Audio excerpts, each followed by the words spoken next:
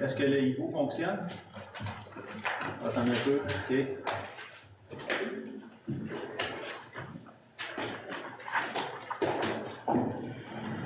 Parfait. OK. Alors, bonsoir tout le monde. Good evening, everyone. J'aimerais, au nom du conseil municipal de Chelsea, débuter par vous souhaiter une bonne et heureuse année 2023. On the behalf of council, I would like to wish you a happy new year for 2023.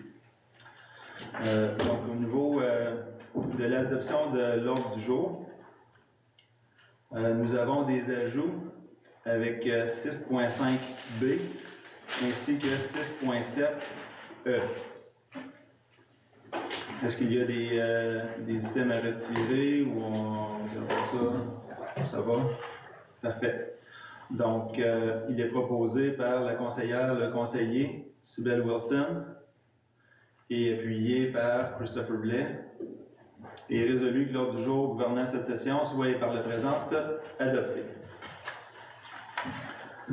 Donc, dans le rapport du maire, dans le fond, ce que j'ai décidé de faire ce soir, c'est de faire un petit résumé de notre dernière année, l'année 2022. Et donc, l'année 2022 a été une année d'adaptation, autant pour les élus, les membres du conseil, que pour nos employés, ainsi que nos résidents qui avaient à travailler avec de nouveaux membres du conseil, de nouveaux maires et des nouveaux conseillers, sauf dans le secteur 6, où la conseillère Chan a été réélue. Nous avons eu de gros dossiers avec, tout de suite en entrée de jeu, avec l'hôpital régional, avec le dossier aussi là, sur le règlement des différents associés au paiement en remplacement d'impôts avec la CCN, lequel nous attendons toujours le jugement final de la Cour fédérale. Nous avons eu le plan d'urbanisme. Ça a représenté un travail colossal de la part de notre équipe municipale. Je m'étais engagé à tenir des consultations publiques en personne. Nous avons attendu que la santé publique nous le permette et la promesse a été tenue. Donc, nous avons organisé non pas une consultation publique pour le plan d'urbanisme tel que demandé par le MAMACH, mais bien 4 consultations publiques dans nos 3 centres communautaires pour entendre et échanger avec la population. La version finale est maintenant en vigueur depuis la mi-décembre. Puis, donc là, l'équipe, telle que j'avais indiqué au dernier conseil municipal, notre équipe municipale est à mettre à jour, dans le fond, toutes les réglementations en place sur notre site web. Council started last year in virtual mode due to the sanitary restriction as we were like 1 year ago under another shutdown. But as we went into in-person meeting council last spring, we also wanted to be accessible for the population. So that's why we asked our communication staff to have a virtual mode as well as in-person mode, and we made the transition to having in-person council meetings and also Facebook Live, which is then posted on the website for YouTube visioning. And we also re-implemented the council meeting in Farm Point and also the one in Hollow Glen as it was done previous to the COVID. The municipal communication team also made a monthly resume of the council session on the website, and also started the mayor's video on the municipality Facebook page. In May, we had the reshow that showed us a great solidarity example of our community. We learned good lessons from that, and on this year budget, we plan on buying some generators for future emergency needs for the town hall, the fire hall, Centre Meredith, and also our in a longer period for the other community centers and fire halls that we have in the municipality. Afin d'établir des priorités, le conseil en juin dernier s'est rencontré pour un lac à l'épaule, puis un suivi a ensuite été fait à l'automne. Nous avons tenu plusieurs rencontres avec l'équipe municipale et certains membres du conseil, avec les instances gouvernementales telles que le comité directeur et comité technique que nous avons créé avec la direction régionale du MTQ, qui est maintenant le MTMD pour le ministère des Transports et de la Mobilité durable. Nous avons eu des rencontres aussi régulières avec l'équipe de relations du milieu et technique d'Hydro-Québec. Nous avons eu aussi des rencontres avec le Centre des services scolaires Portage de l'Outaouais pour l'ajout d'une nouvelle école primaire à Chelsea. Et on continue les discussions, je pense que c'est la semaine prochaine ou la semaine suivante. 2022, bien qu'en débutant en confinement, nous a permis le retour tant attendu des activités de masse telles que Chelsea Days, les mardis en musique, la Grande Marche, le Noël magique, lors desquels nous avons collaboré avec nos groupes communautaires et nos bénévoles. Nous tenons à saluer aussi la FAB sur Mille et son équipe pour le dynamisme et l'offre culturelle au bénéfice de la communauté, ainsi que le rayonnement régional que cela apporte. Pour 2023, nous prévoyons continuer le travail de collaboration avec les différentes instances gouvernementales et locales. Puis, avec Hydro-Québec, nous avons eu une rencontre ce matin, on en a d'autres de planifier la semaine prochaine. Nous souhaitons trouver une solution à la turbidité de l'eau qui nous a causé bien des soucis en 2022. Nous allons travailler aussi à l'ébauche du premier plan stratégique de la municipalité de Chelsea. Nous allons mettre en place un système d'alerte d'urgence. We will have a discussion and bring a resolution on the bilingual status of the municipality. We just received the letter in mid-December, and this will be on the agenda of the next working committee of the council. And afterward, we will bring a resolution to the council in either February or March, depending on the discussion and the questions that member of council have on that. Nous continuons l'étude d'opportunité avec le MTQ, MTMD et attendons les conclusions. Avec l'ajout de ressources, nous souhaitons en 2023 optimiser les services aux citoyens et continuer l'entretien préventif de nos infrastructures. Donc, ça, c'est un petit sommaire, dans le fond, pour résumer la dernière année et aussi mettre en place certaines choses pour l'année prochaine. Puis, on a aussi l'objectif de mettre en place le plan d'action, dans le fond, pour atteindre nos cibles environnementales que nous avons fixées. Donc, ça va être un début en 2023, de commencer des actions concrètes pour réaliser et atteindre nos objectifs fixés. Pour ce qui est au niveau de l'eau, je sais qu'on a eu plusieurs questions de résidents à cet égard. Ici dans la salle ce soir, je ne pense pas avoir la liste des questions, mais tout de même, je tenais quand même à vous informer que la situation est que les membranes de l'usine, bien qu'on fait un entretien préventif, bien qu'on on monitore ça de façon régulière, même quotidienne.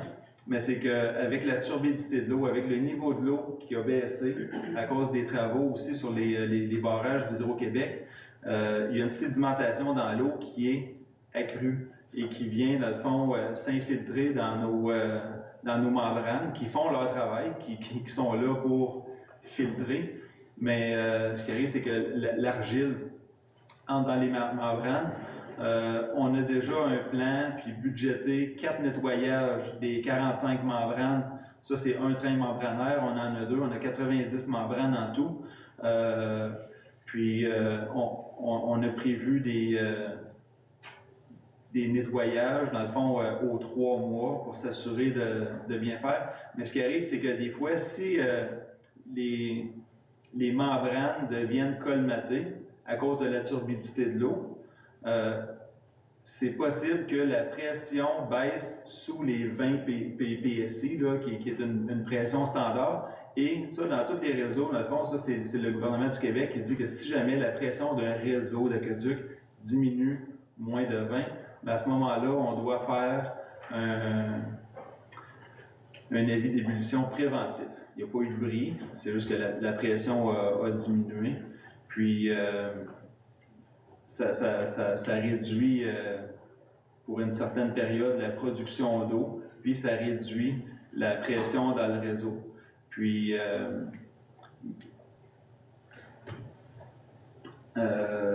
c'est ça. Pendant le temps des fêtes, le 27 décembre, il y a eu un bris de la conduite d'eau brute, mais la conduite d'eau brute n'a pas affecté le réseau comme tel pour un avis d'ébullition, puisque c'était la prise directement de la rivière, entre la rivière et l'usine.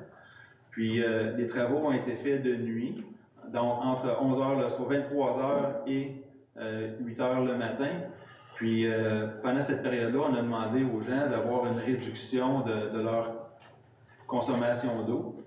Mais c'est qu'habituellement, en pleine nuit, il y a quand même déjà une réduction naturelle qui se fait parce que les gens dorment. Donc, il n'y a pas eu de problème. Les niveaux des bassins de nos réservoirs ont été conservés. Mais pendant les travaux, bien là, il n'y avait plus d'apport en eau. Donc, on était uniquement sur les réserves. Mais ça n'a pas occasionné de problème parce qu'on était capable de trouver la solution rapidement. Nos employés sont venus, ont travaillé... chapeau à nos employés qui ont travaillé de nuit pour réparer cette conduite-là qui est prioritaire. Puis ensuite, ben, c'est le lendemain matin, les gens se sont levés, puis la conduite était réparée. Donc, ça, c'est des choses. Puis aussi, au niveau de notre PTI, bien, on a prévu l'ajout de pompes à l'usine, l'ajout aussi de bassins de rétention. Puis, ça, c'est des projets, dans le fond, qui vont être présentés aux membres du conseil lorsque les conceptions et il va y avoir plus de précision à ce niveau-là, mais c'est à long terme, à moyen-long terme, c'est ce qui s'en vient. Donc ça, c'était pour répondre à la question du conseiller Dominique Lévry, le conseiller du secteur 2. Parce qu'il a écrit à la directrice générale, puis avec ces questions-là, puis là, ben, moi, je me fais le messager pour vous apporter cette information. Conseiller Lévry, est-ce que ça répond à vos questions? Merci, c'est apprécié. Parfait. Et aussi les questions des résidents qui vous ont interpellé. Teneke Kuiper.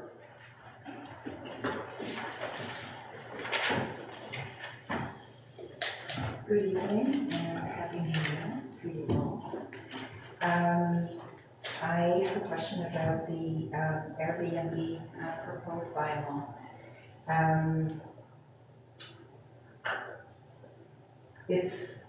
So I understand that there are two categories. On the one hand, there is the category where we're dealing with secondary residences, and the other category is in primary residences where people are trying to rent out a room in their own home. I was surprised to learn that that second category is restricted to 5 permits per district. My kids are all in their mid-20s now, and they're almost done with their universities. They were raised on 2 incomes, one my employment income and the other income from rooms that I rented out in my home. This was in Ottawa. It was not through Airbnb, they were students, and it was overall a good experience for us. I was always worried about renting out in the open market because then there are rental restrictions that apply. And then I would have had perhaps a difficult situation in our family home that I would not have been able to easily get rid of. So we've always rented shorter term contracts.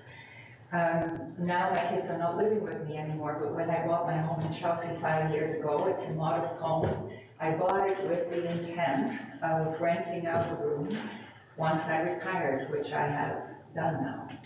And it's difficult for me. I was awake last night to think about the possibility that I would have to wait 2, 3, 4 years if I need that extra income to apply for a permit. So, and the other situation is I have family in the Netherlands, I grew up there, I want to have the freedom to go there and then to rent my house out for, 2 or 3 months. I don't even know if that's allowed through Airbnb, but, that is, I need that income from rent so that I can rent, something in the Netherlands. So I'm worried, about the situation that is created. I find it's very restricted, and I'm wondering what kind of evidence has council amassed to justify such a restrictive approach of only 5 permits per district. I'm wondering if council has a lot of evidence that these situations where there's a private home where a person lives in it and it's rented out, that leads to these excesses, that we have experienced in Chelsea.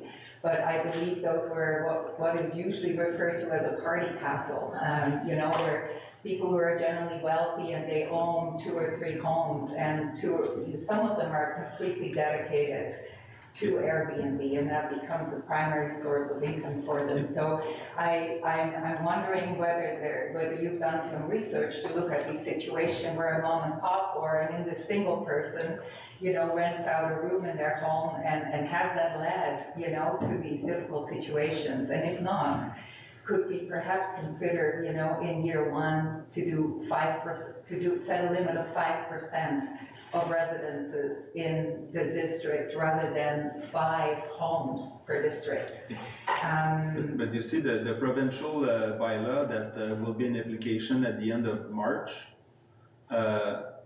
will be able to grant that at large.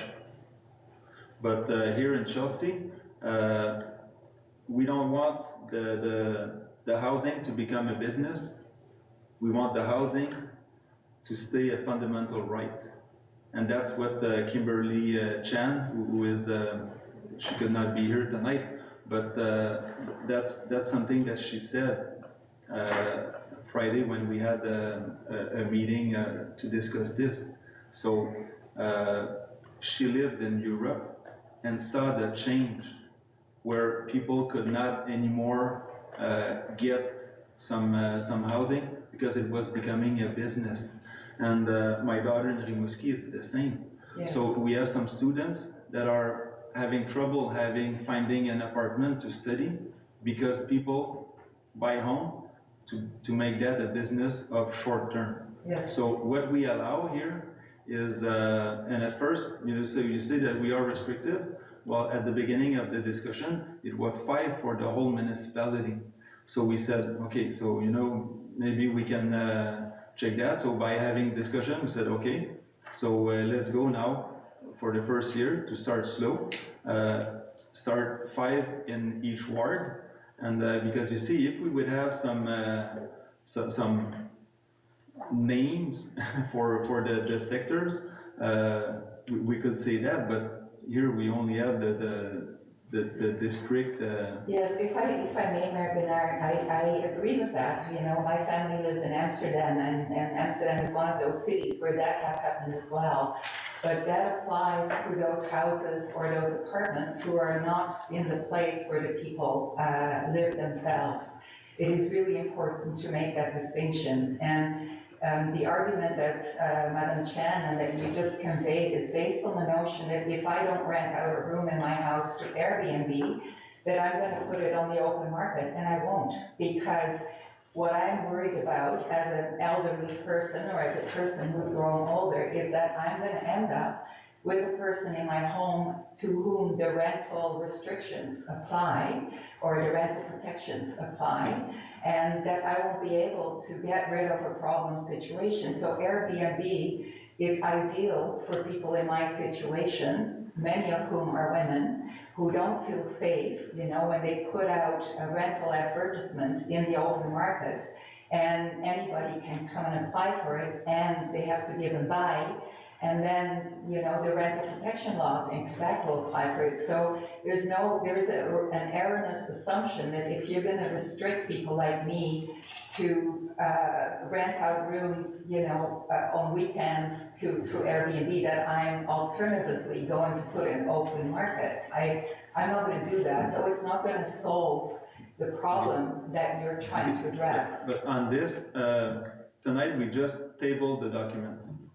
So it's not a final adoption. So tonight we table the document. C'est un projet de règlement, and we will have a public consultation in February, and then for the final, after that we will take the discussion, the comments and questions of people, and it might change. Okay. It might some lines might stay the same. Some articles and some other articles might change depending on what will come out of those that public consultation. And then by March 25th, 26th, we need to have our bylaw approved. So because the residents who will want to have the right for the short-term rental, they will need to apply to the CETQ. That's a commission.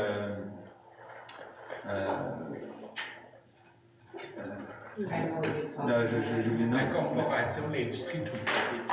C'est ça, industrie touristique. And to get their number of the CETQ, they need the municipal approval. Yes. So that, at least, you know, the government is kind of framing that. And then people, when they do ads, they will have to have that number showed, because if they don't have that number showed, then it becomes illegal to the bylaws that will be there. But so if you have any questions like that, you know, send it in advance to the public consultation. We don't have the date yet for the public consultation. We still need to check with the calendar of all the councillors and planning department staff. I will do that, and I have only two final comments. One of them is that I would ask you to do a gender-based analysis of who would be most impacted by that restriction, because I think you may find that it is in particular women who supplement their income through Airbnb. So you're going to disadvantage, by this restrictive approach, you're going to disadvantage women more than men. And also, I understand Councillor Chan's argument, but by the same token, single people are the largest growing portion of the population, and older women are a very large portion of the elderly population. And they can't necessarily always afford to stay in their home if they don't have a supplementary source of income, which is why, you know, they would be disproportionately affected by that. So I can put that, you know, in a written submission, but I would ask council, the planning department, I don't know who do this research, to look into, you know, you would not inadvertently want to put into place a regulation that is going to undermine your own goals to make it possible for people of diverse incomes to stay in the municipality. You know, what I'm saying is that it's you're gonna maybe make people leave if they don't have the ability to have a source of income from their home. Yeah, but on another point, we will have people stay because there will be less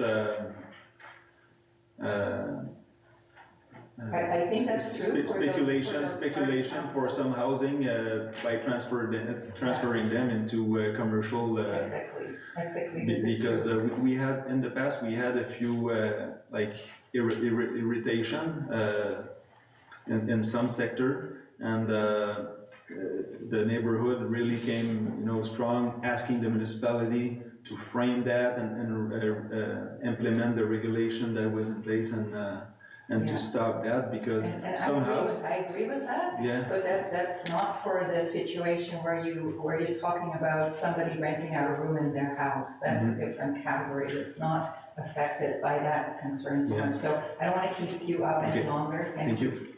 And I'll make the submission. Okay. Mike Murphy.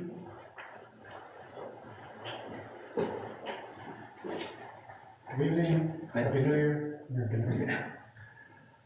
So I just have one topic, and it's a recommendation actually, and I'll end with a question, whether you agree on the approach to the recommendation. So I own a property over here. Mm-hmm. It touches the lofts on two lot lines. And during the construction of phase 2 of the lofts, I encountered a lot of issues. And so I built a fence along our two lot lines, and in fact I had to put a tarp on top of that fence because construction workers were pointing their cars into my yard, sitting, drinking their coffees, looking into my living room. That was the minor part. So I'm giving you that part because I'll give you some pictures which makes it very, very obvious. Basically, the construction company, which is MP Construction, North Africa Construction, they put all their construction materials and vans on top of my fence, pushing against the fence. One truck was parked there for about 18 months at about 30 centimeters from the fence. Another container was parked at about 1 meter from the fence for 18 months, and construction workers would regularly go behind that and urinate on my fence. 2 times they almost urinated on my wife because they did not know that she was on the other side of the fence. So the recommendation is pretty simple, and I think it's very reasonable, is that when there is construction in a large project, that no construction materials and no construction personnel should be allowed within the setback. That would solve actually everything. Let me give you the photos because I think that really helps the understanding. Thank you.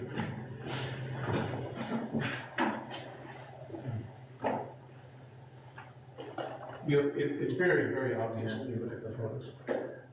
So the recommendation is very simple. When there's construction in a large project, keep the setback portion of the land free. Don't put construction materials or construction people. And in a large project like this, I would also add they should probably put up a privacy fence, a temporary privacy fence of about 3 meters. So that's the recommendation. I think the photos make it obvious. The question is really, has this ever been brought up before? Do you have any comments? Okay. Yes, I do take your comments, and I saw the Director General writing many of those. I'm sorry for that because as a quiet neighbor, it's not nice to have that right there, and seeing people doing their thing behind a container when they don't consider the neighbor on the other side. It's but it's very easily solved by a change to the bylaw.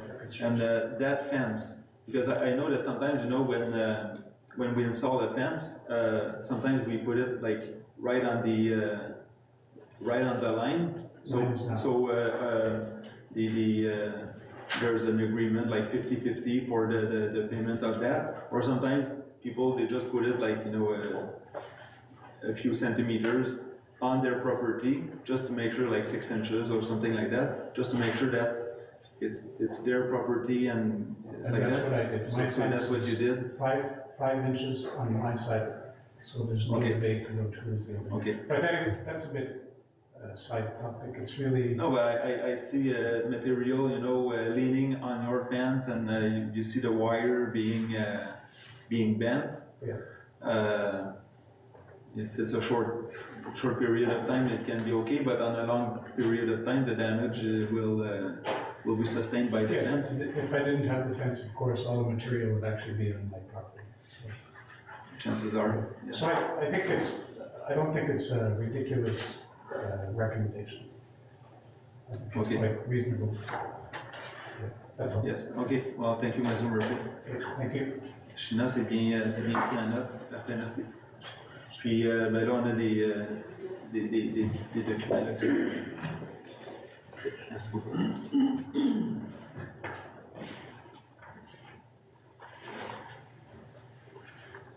Parfait. Donc, on va passer maintenant avec l'adoption des procès-verbaux. Il est proposé par le conseiller et la conseillère Enrico Valente, appuyé par Rita James, qui est résolu que le procès-verbal de la session ordinaire du 6 décembre 2022 et le procès-verbaux de la session extraordinaire du 20 décembre soit par la présente adopté.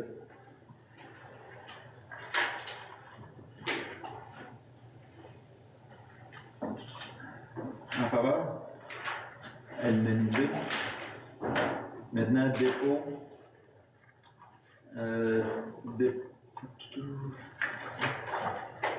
Dépôt de la liste des comptes payés du 8 novembre au 6 décembre 2022 au montant de 1 139 103 et 20 sous.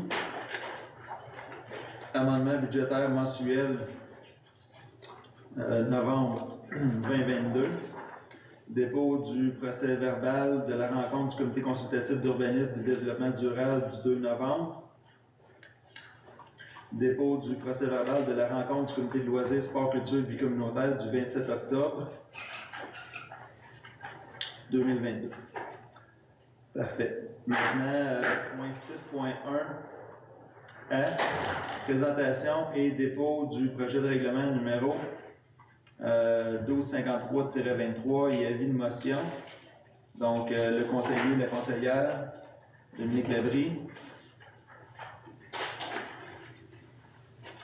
présente et dépose le projet de règlement et donne avis de motion lors d'une séance du conseil, le règlement portant numéro 1253-23, règlement d'emprunt décrétant des dépenses en immobilisation et un emprunt au montant de 2 089 400 $ pour financer des dépenses en investissement 2023 sera présenté pour adoption. Au niveau des contrats, maintenant, 6.2A, octroi du contrat pour paiement des dépenses pour l'achat d'une dégeleuse à ponceau à même le fonds de roulement. Attendu que le service des travaux publics des infrastructures a procédé à une demande de prix pour l'achat d'une dégeleuse à ponceau auprès de la compagnie Clark Kavanagh Homes, et que cette dernière a soumis un prix de 24 713,88 $, incluant les taxes. En conséquence, il est proposé par Christopher Blais et appuyé par Sybelle Wilson et résolu que le Conseil octroie le contrat d'achat de la dégeleuse à ponceau au montant de 24 713,88 $ à la compagnie Clark Kavanagh Homes. Questions, commentaires? En faveur? À l'unanimité. 7.3 A. Autorisation de dépenser et payer les achats 2023 de différents bacs roulants pour la collecte des matières résiduelles.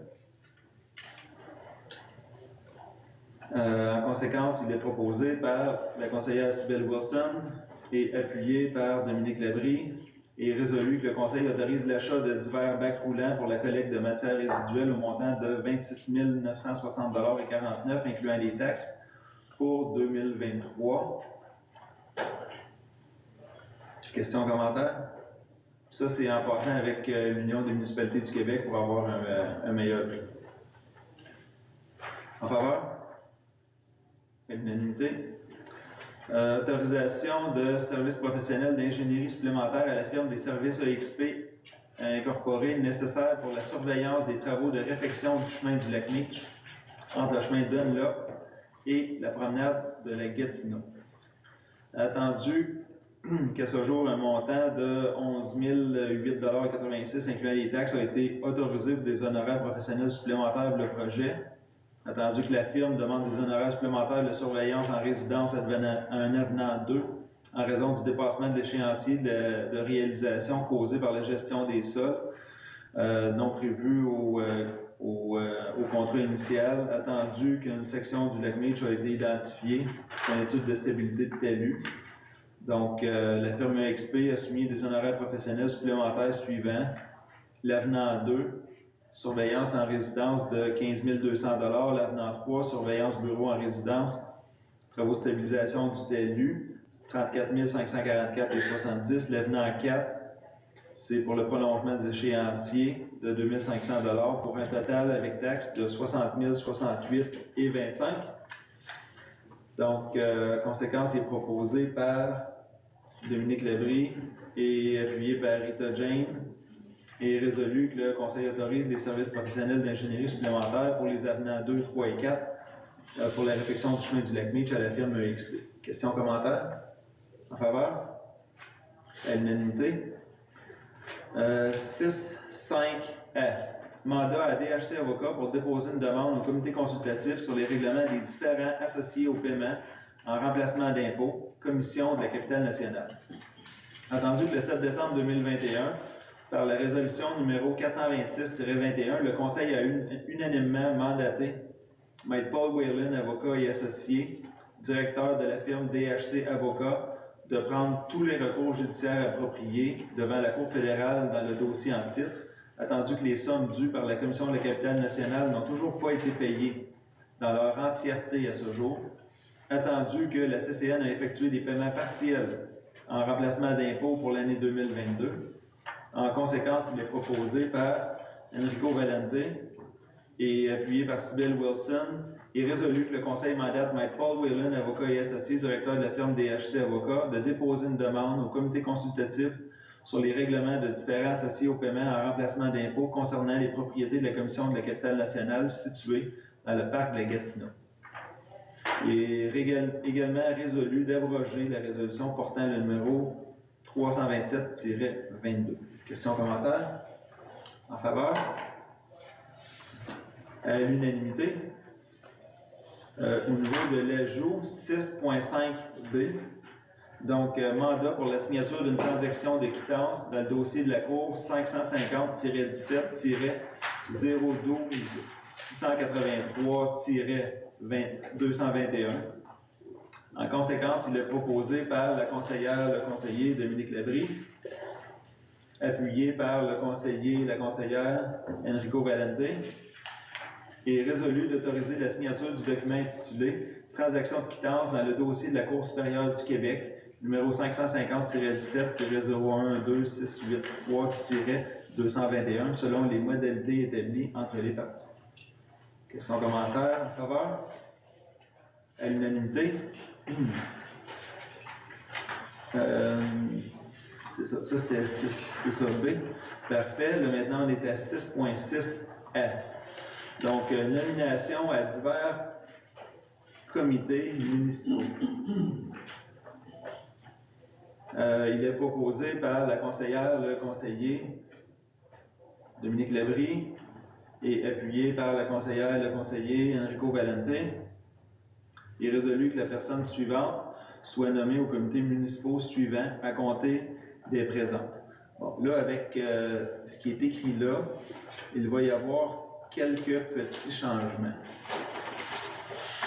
Donc, au niveau du CCUDD, ça reste comme ça, c'est Kimberly Chan et Christopher Blais. Au niveau des loisirs, ça reste tel quel avec Cybelle Wilson et Enrico Valente. Au niveau de travaux publics, Enrico Valente et, est-ce que c'est Christopher Blais? C'est ça? OK. Donc, on change Cybelle pour Christopher aux travaux publics. Comité de finances, Pierre Guénard, Enrico Valente, Christopher Blais, ça reste les mêmes. Comité d'environnement, changement climatique, Rita Jane, Dominique Labrie. Comité de sécurité incendie, Cybelle Wilson, Pierre Guénard. Comité de démolition, tel qu'on a adopté en décembre par résolution, Kimberly Chan, Dominique Labrie, Pierre Guénard.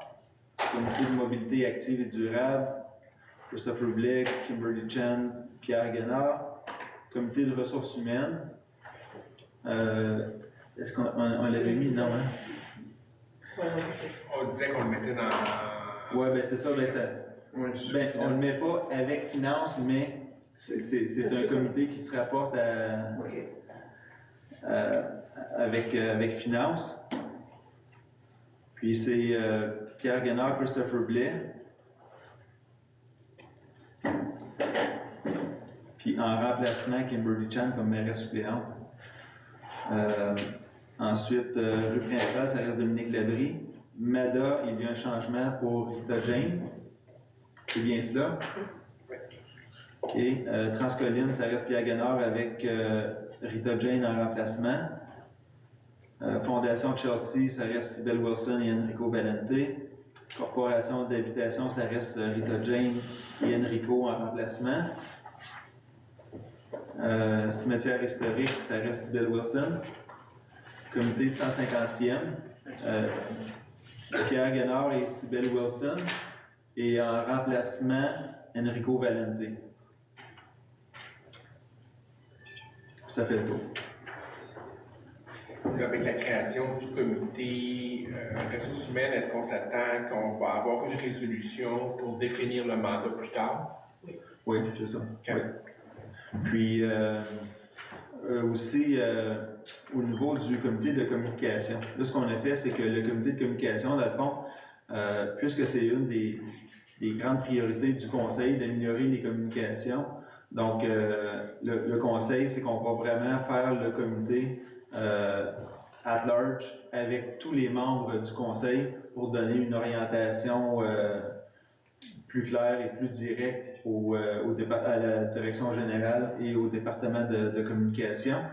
Puis, avec notre calendrier de rencontre, étant donné que les membres du conseil, nous rencontrons une soirée en comité de travail, ainsi qu'un vendredi midi par mois en comité de travail aussi. Donc, ça nous laisse 2 opportunités, advenant que le département de communication a besoin d'avoir une orientation du conseil pour certaines communications ponctuelles. Donc, ça vient favoriser aussi puis, les échanges, puis aussi envoyer un message précis à l'administration pour les communications. Est-ce qu'il y a des questions, commentaires? Autres? En faveur? À l'unanimité? Merci. Au niveau des ressources humaines, oui, c'est ça. Au niveau des ressources humaines, embauche de Mme Patricia Charbonneau au poste d'agente au permis et inspection. En conséquence, il est proposé par Cybelle Wilson et appuyé par Enrico Valente. Il est résolu que Mme Patricia Charbonneau soit embauchée à titre d'agente de permis et inspection à compter du 12 décembre dernier, rémunérée selon la grille salariale des employés col blanc avec une période probatoire de 6 mois. Questions, commentaires? En faveur? En faveur? L'unanimité. Nomination de Mme Annabelle Charbonneau au poste de technicienne responsable budgétaire et contractuelle. En conséquence, il est proposé par le conseiller de la conseillère Cybelle Wilson et Rita Jane. Il est résolu que Mme Annabelle Charbonneau soit nommée au poste de technicienne responsable budgétaire et contractuelle à compter du 10 janvier 2023, rémunérée selon la grille salariale des employés col blanc en vigueur. Questions, commentaires? Oui. Bien, simplement pour dire que je suis un peu mal à l'aise avec la gouvernance des ressources humaines. pour comme ce poste-là, puis les deux suivants qu'on a, c'est des gens qui sont déjà dans l'organisation puis qu'on reclasse essentiellement. Puis, il me semble, on nous en a parlé là, dans les discussions budgétaires, puis c'est correct, là, mais le canal par lequel ça nous arrive, c'est pas le bon. Ça devrait normalement passer par un comité des ressources humaines ou un comité des finances, puis qui regarde ça pour qu'on ait un aperçu général pour pouvoir fixer les priorités. Par exemple, lorsqu'on regarde le libellé des résolutions, il n'y a personne qui les recommande. La direction générale ne recommande pas ça. Elle n'en fait pas la recommandation. Le directeur ne le recommande pas, il n'est pas nommé. Fait qu'il n'y a personne qui prend la responsabilité de ça. Donc, dans une organisation, lorsqu'on crée des nouveaux postes dans l'organigramme, ben, il m'apparaît nécessaire qu'il y ait une espèce de comité qui regarde ça. On me dit que c'est la direction générale qui fait ça avant de faire les recommandations, mais il est nécessaire, à mon avis, qu'un élu du conseil soit là-dessus pour avoir une vision globale. Donc, je vais appuyer les trois postes parce qu'on nous a démontré dans une certaine mesure que ces postes-là étaient nécessaires, mais la gouvernance de nos ressources humaines est problématique dans un cadre où ça va être de plus en plus important, ça va être un défi important qu'on va avoir à relever, c'est notre ressource la plus précieuse, pour pouvoir se démarquer comme une municipalité, devenir un employeur de choix. Mais la façon dont on fonctionne, ça me paraît problématique et il est nécessaire. Donc, j'accueille de façon satisfaisante. Je suis content de voir qu'il y a une volonté de créer une espèce de des ressources humaines dans ce qu'on a discuté tout à l'heure, mais je ne voudrais pas que ça se limite simplement à la question des conventions collectives. Il est nécessaire que toutes les décisions de ressources humaines passent par ce comité-là avant de faire une recommandation. Merci pour les commentaires. D'autres questions, commentaires? Je veux juste ajouter que je suis heureux de voir que le comité de ressources humaines va être créé. En plus, avec l'arrivée d'un plan stratégique, ça va nous diriger encore mieux. Donc, je vois l'avenir d'un bon œil à ce niveau-là. Mais j'étais sur la même longueur d'onde que M. Labrie. Merci. Okay. Madame la DG par intérim, vous avez plusieurs commentaires. Parfait. Merci beaucoup. Donc, en faveur de la nomination de Mme Charbonneau, en faveur à l'unanimité. Nomination de Mme Mélissa Chabot au poste de conseillère en environnement. En conséquence, il est proposé par Rita Jane et appuyé par Dominique Labrie. Il est résolu que Mme Mélissa Chabot soit nommée au poste de conseillère en environnement à compter du 10 janvier 2023, rémunérée selon la grille salariale des employés col blanc en vigueur. Questions, commentaires? En faveur? En faveur? À l'unanimité.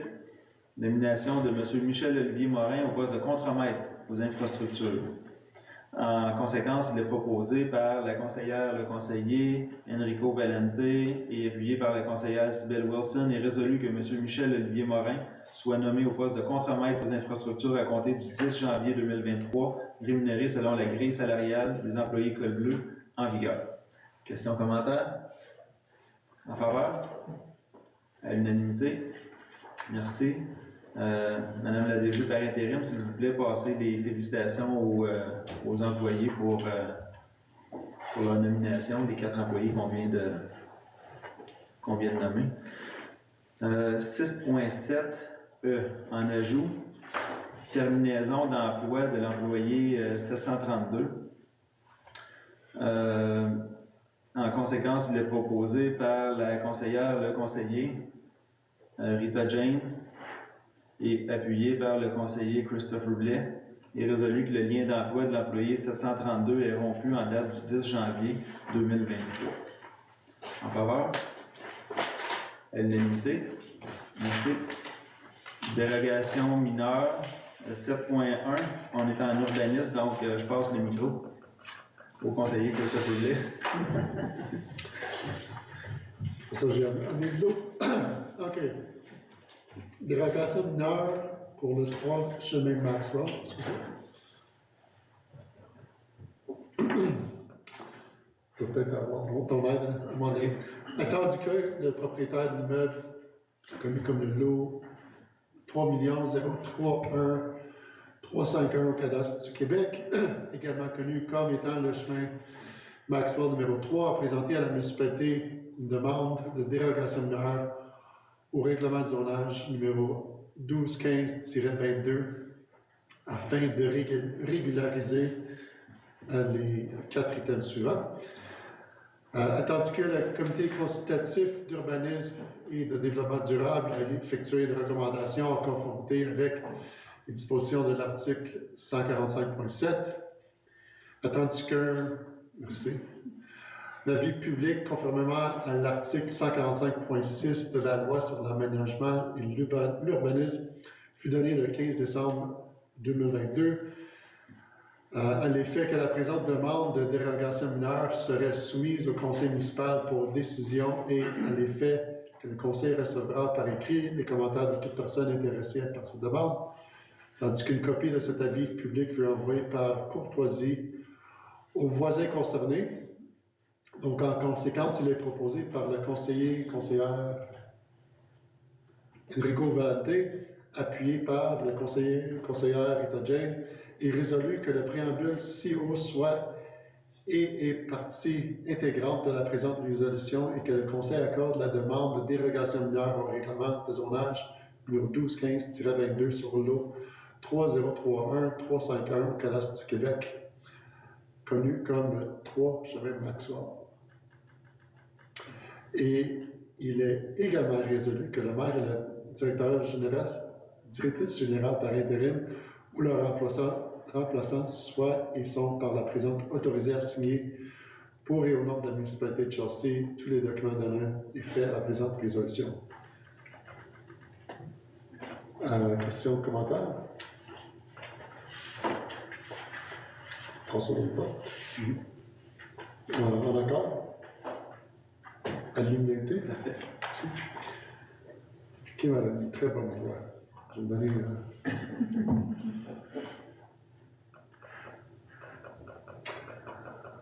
OK, dérogation mineure, 15 chemin du lac, dans le district 6. Attendu que le propriétaire de l'immeuble, connu comme le lot 2635138 au cadastre du Québec, également connu comme le 15 chemin du lac, a présenté à la municipalité de Chelsea une demande de dérogation mineure afin de régulariser l'installation d'aménagement d'un bâtiment accessoire à l'intérieur de la marge avant de 4,5 mètres, alors que le règlement de zonage 1215-22 ne le permet pas.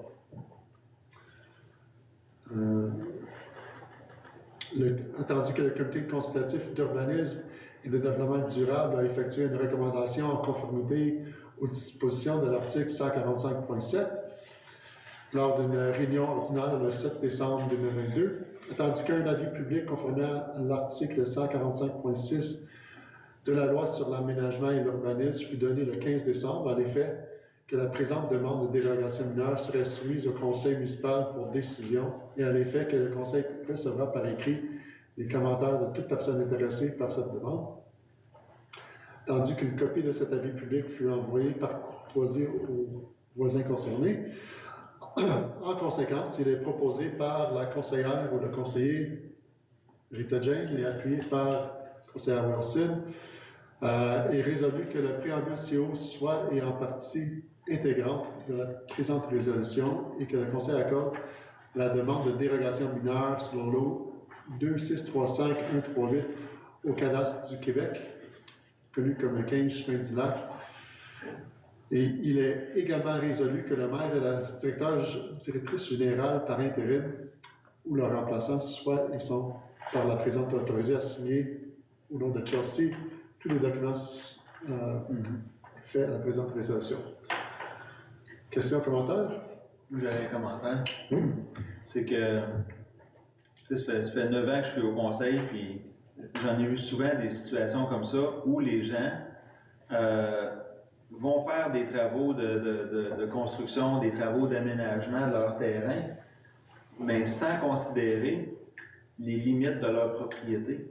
Là, ici, c'est la propriété municipale. Je l'ai déjà vu avec la propriété d'un voisin. Tu sais, la personne avait installé de l'interlock et tout ça avec son patio qui était sur la propriété du voisin.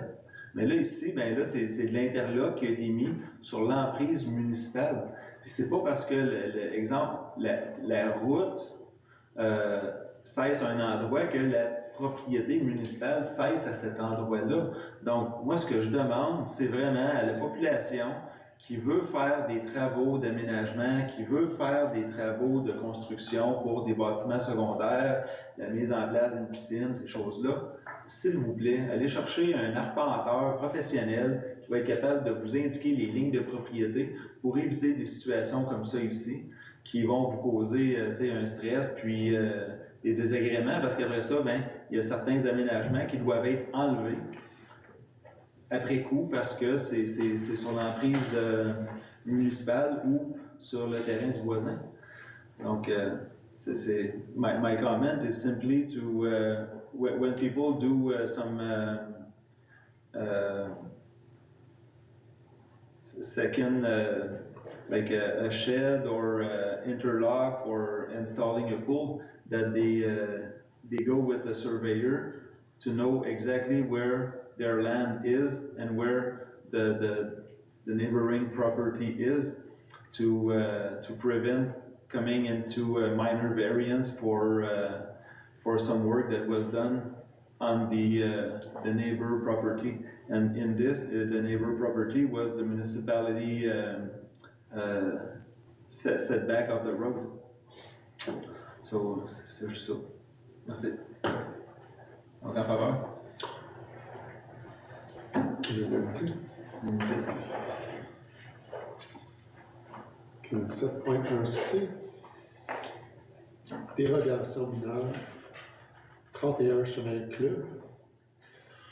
Tandis que le propriétaire de l'immeuble connu comme le lot 3030304 au cadastre du Québec, également connu comme le 31 chemin club, a présenté à la municipalité de Chelsea une demande de dérogation mineure afin de régulariser un bâtiment accessoire construit à 4,35 mètres de la ligne latérale de propriété plutôt qu'à 4,5 mètres, tel que stipulé au règlement de zonage.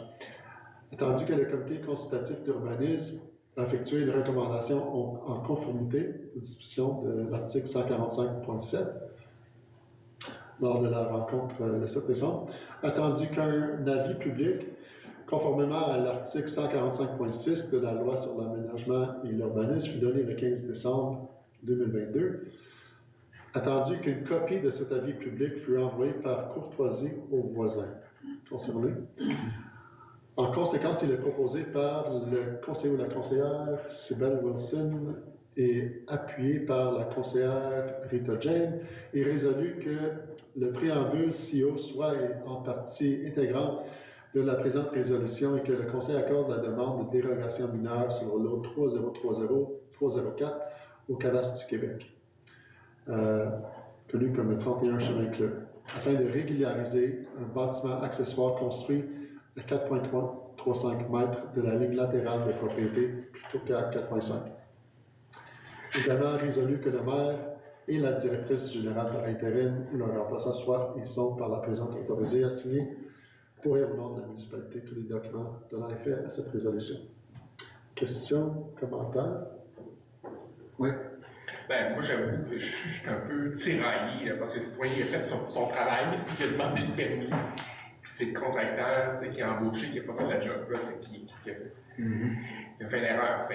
C'est comme refuser cette demande-là. J'ai l'impression de pénaliser un citoyen qui a fait ce qu'il devait faire. Mais en même temps, l'entrepreneur, il y a des assurances, puis il pourrait reprendre le travail. C'est une structure assez légère. Donc, avec une dalle de béton, là. J'avoue. Je trouve ça difficile de pénaliser tout citoyen dans ce cas-ci qui a fait ce qu'il avait à faire. Puis ça, Ça aussi, on a déjà vu des situations de la sorte dans le passé. C'est pour ça que ça existe aussi, la dérogation. Ouais. C'est quand même pas une grosse différence de distance, c'est comme, c'est 4,3, c'est 15 cm. J'ai un commentaire, j'aimerais juste remercier le citoyen de venir à la municipalité. de nous avoir dit d'avoir arrêté tous les travaux, d'avoir payé pour une dérogation mineure, pour ce couple de centimètres.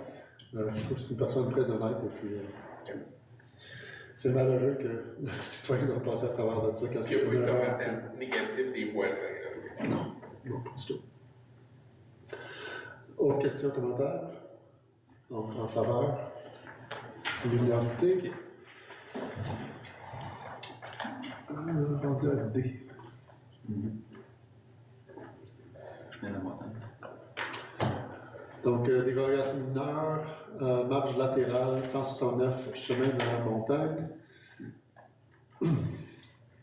Tandis que le propriétaire de l'immeuble connu comme le lot 5771965 au cadastre du Québec, propriété connue comme le 169 chemin de la montagne, a présenté à la municipalité de Chelsea une demande de dérogation mineure afin de régulariser un bâtiment accessoire construit à 3,6 mètres de la ligne latérale de propriété plutôt que 4,5 mètres, tel que stipulé dans le règlement de zonage. Attendu que le comité consultatif d'urbanisme a effectué une recommandation en conformité aux dispositions de l'article 145.7 lors d'une réunion ordinaire le 7 décembre, tandis qu'un avis public, conformément à l'article 145.6, fut donné le 15 décembre à l'effet que la présente demande de dérogation mineure serait soumise au conseil municipal pour décision et à l'effet que le conseil recevra par écrit les commentaires de toute personne intéressée par cette demande. Attendu qu'une copie de cet avis public fut envoyée par courtoisie aux voisins concernés. En conséquence, il est proposé par la conseillère ou le conseiller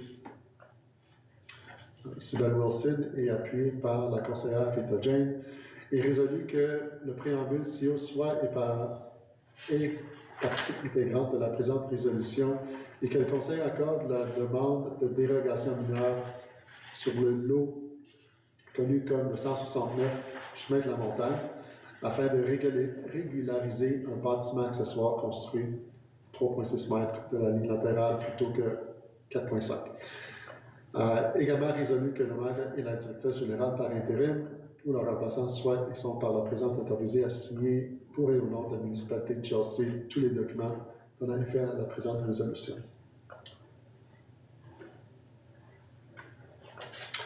Questions, commentaires? Oui? En faveur? L'unanimité, merci.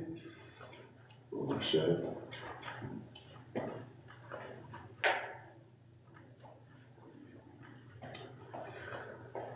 Dérogation mineure, marge arrière, 169, chemin Jean-Paul Lemieux.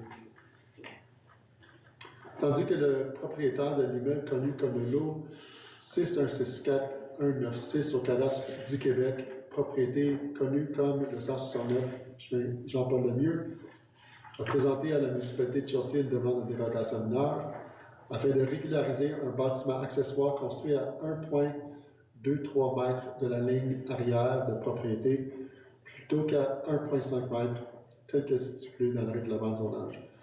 Attendu que le comité consultatif d'urbanisme effectue une recommandation en conformité aux dispositions de l'article 145.7 le 7 décembre, attendu qu'un avis public conformément à l'article 145.6 fut donné le 15 décembre à l'effet que la présente demande de dérogation mineure serait soumise au conseil municipal pour décision et à l'effet que le conseil recevra par écrit les commentaires de toute personne intéressée, attendu qu'une copie de cet avis public fut envoyée par courtoisie aux voisins. En conséquence, il est proposé par la conseillère ou conseiller Enrico Valente, appuyé par la conseillère Rita Jane, et résolu que le préambule CIO soit partie intégrante de la présente résolution, que le Conseil accorde la demande de dérogation mineure au lot connu comme le 169 chemin Jean-Paul Lemieux, afin de régulariser le bâtiment accessoire. Également résolu que le maire et la directrice générale sont autorisés de signer. Questions, commentaires? Ça, c'était la maison modèle. Puis lorsqu'elle a été vendue, dans le fond, avec la modification réglementaire qu'on a vécue dans les derniers mois, il fallait attendre l'adoption du nouveau plan d'urbanisme, avec les nouveaux règlements, surtout pour le centre-village, avec des plus petites marges de recul, pour être capable d'avoir une dérogation de temps. C'est ça. La forme de son terrain est Ouais, pas ça mal aussi. irrégulier aussi. C'est sûr Alors, il y a le ruisseau derrière, Ouais. il n'y a pas de voisin direct derrière. donc il est dans une cour. Autre question, commentaire? Non. En faveur? À l'unanimité. Merci. 7.1 F. Dérogation mineure. Marge avant 231, route 105. Attendu que le propriétaire de l'immeuble, connu comme le lot 2636423, Cadastre du Québec, également connu comme le 231, route 105, a présenté une demande de dérogation mineure afin de régulariser une aire de stationnement aménagée à 0,2 mètres de l'emprise de la route 105 plutôt que 25 mètres, tel que stipulé au règlement de zonage. Attendu que le comité consultatif a effectué une recommandation en conformité avec l'article 145.7 le 7 décembre, attendu qu'un avis public, conformément à l'article 145.6, fut donné le 15 décembre à l'effet que la présente demande de dérogation mineure serait soumise au conseil municipal pour décision et à l'effet que le conseil recevra par écrit les commentaires de toute personne intéressée par cette demande et attendu qu'une copie de cet avis public fut envoyée par courtoisie aux voisins concernés. Donc, en conséquence, il est proposé par la conseillère ou le conseiller Enrico Volante, appuyé par la conseillère Cybelle Wilson, et résolu que le préambule CIO soit j'ai vraiment de misère avec cette phrase-là, partie intégrante de la présente résolution et que le Conseil accorde la demande de dérogation mineure sur le lot connu comme le 231 route 105 afin de régulariser le stationnement aménagé à 0,2 mètres de l'emprise. Également résolu que le maire et la directrice générale intérim sont autorisés à signer au nom de la municipalité. Questions ou commentaires?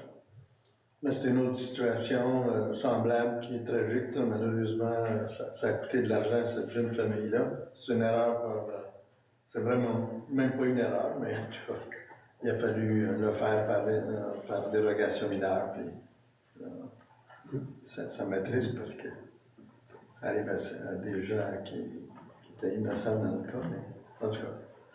Ça, c'est conditionnel à l'accord du ministère des Transports. Puis l'ajout d'écran végétal. Et ça, l'écran végétal, dans le fond, ça va se faire avec notre équipe d'environnement qui vont être capables d'identifier certaines espèces, j'imagine. On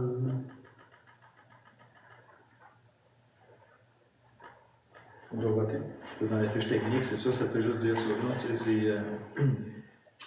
Mais 0,2 mètres de l'emprise de la route, c'est pas pour les travaux publics ou le Non, je fais déneigement, parce que, exemple, là, sur l'emprise, là, comme exemple, en avant de pas mal toutes les propriétés, il y a quand même on va dire un 1,5 mètre à plusieurs places qui appartient aux propriétaires du chemin, soit la municipalité ou là, ici, le MTQ, sur lequel, ben, tu sais, ta propriété, toi, elle va commencer après, là, tu sais,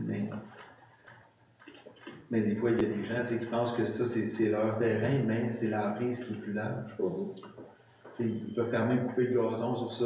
Il y en a qui vont mettre des haies de cèdre, mais ou des murs de soutènement. Mais c'est que des fois, c'est sur la propriété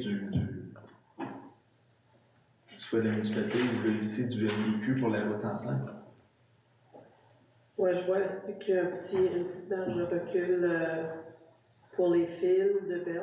Puis, en tout cas, c'était juste une question par rapport aux travaux publics. Là. Je sais qu'on a eu d'autres situations où c'était un problème. Je sais pas. Le travaux publics ici, la route 105, c'est même pas nous autres. C'est dans le secteur 1, donc ça c'est avec le MTQ. Oui, je vois qu'il y a un petit un petit morceau là, pour les fils. Tu sais, c'est pas un bâtiment, c'est un espace de stationnement. Mais c'est conditionnel à l'accord de MT. Les voisins, juste les recommandations du CCEDD, la majorité des voisins dans cette section de la 105-là, ils ont la même affaire, c'est pas qu'ils puissent tourner leur auto pour sortir en sécurité. Oui, c'est très dangereux. Donc c'est une courbe dangereuse, comme Enrico le sait très bien. On devrait peut-être regarder ça comme ensemble, là, puis trouver une façon. N'importe qui recule sur la 105, là, c'est 50-50. À 70 km/h. Oui, donc c'est très dangereux. Donc, ces gens-là ont voulu accommoder. Ça leur a coûté cher. Est-ce qu'il y a autre question? Non. Donc, en faveur? À l'unanimité. Merci. 7.1G. Dérogation mineure, superficie maximale au sol, 49 chemin de Hollow Glen. Attendu que le propriétaire de l'immeuble connu comme le lot 2635-100 au cadastre du Québec, propriété également connue comme le 49 chemin Hollow Glen, a présenté à la municipalité une demande de dérogation mineure afin d'autoriser une superficie de construction de 251,6 m² sur le terrain pour permettre l'aménagement d'un logement additionnel, alors que le règlement de zonage numéro 1215-22 autorise une superficie maximale au sol de 240 m² pour un lot ayant une superficie de 2002 m². Tandis que le comité consultatif d'urbanisme a effectué une recommandation lors d'une réunion ordinaire le 7 décembre, tandis qu'un avis public, conformément à l'article 145.6, fut donné le 15 décembre à l'effet que la présente demande de dérogation mineure serait soumise au conseil municipal pour décision et à l'effet que le conseil recevra par écrit les commentaires de toute personne intéressée par cette demande. Et attendu qu'une copie de cet avis public fut envoyée par courtoisie aux voisins concernés. En conséquence, il est proposé par la conseillère ou le conseiller Sybelle Wilson et appuyé par le conseiller et la conseillère Enrico Valente, est résolu que le préambule ci-haut soit en partie intégrante de la présente résolution. J'ai fait la même faute encore. Désolé. Et que le Conseil accorde la demande de dérogation mineure sur le lot connu comme le 49 chemin de Hollow Glen afin d'autoriser une superficie de construction de 251,6 m sur le terrain. Également résolu que le maire et la directrice générale par intérim sont, par la présidente, autorisés à signer au nom de la municipalité. Questions et commentaires?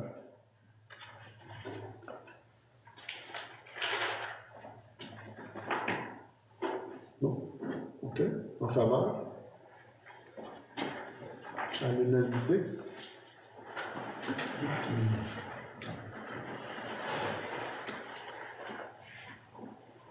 OK. On est rendu au PIA 7.2A. Plan d'implantation et d'intégration architecturale, modèle Forest Towns 296 à 348 chemin Ladyfield, district 2. Attendu que le propriétaire des lots 6289 650, 6289 651, 6289 653 à 6289 655, 6555, 695 738 au cadastre du Québec, également connu comme étant les 296 à 348 chemin Ladyfield, a présenté à la municipalité une demande d'approbation d'un plan d'implantation et d'intégration architecturale afin d'approuver le nouveau modèle Forest Towns pour des habitations multifamiliales ayant l'apparence de résidences unifamiliales en rangées et jumelées. Attendu que l'architecture et le gabarit du modèle proposé, de même que les matériaux qui seront utilisés, sont similaires aux bâtiments multilogements existants et à l'apparence de résidences unifamiliales en rangée, tandis que le modèle proposé est conforme aux critères du règlement numéro 1218-22 sur les PIA, attendu que le comité consultatif a effectué une recommandation à ce plan pendant la rencontre du 7 décembre. Donc, en conséquence, il est proposé par la conseillère ou le conseiller Dominique Labrie et appuyé par la conseillère ou le conseiller Cybèle Wilson, est résolu que le préambule ci-devant soit est partie intégrante de la présente résolution et que le Conseil approuve en vertu du règlement numéro 1218-22 relatif au plan d'implantation et d'intégration architecturale, un PIA pour le nouveau modèle Forest Towns pour des habitations multifamiliales